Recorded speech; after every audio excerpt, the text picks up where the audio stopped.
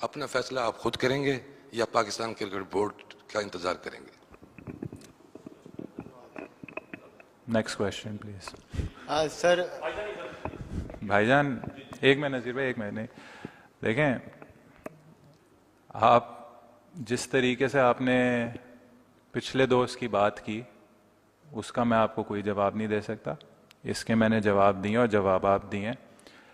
आप अगर फैक्ट पे बात करना चाहते हैं आप फैक्ट पे बात करें, आपकी इंफॉर्मेशन बिल्कुल इनएक्यूरेट है, बट आप भी अपने प्लेयरों को रिस्पेक्ट दें, ठीक है? Decision maker Pakistan cricket board है।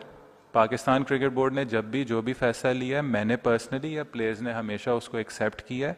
हम लोग इस मुल्क के हैं, इस इदारे के हैं, ठीक है? और हम लोग आपके भी लोग हैं।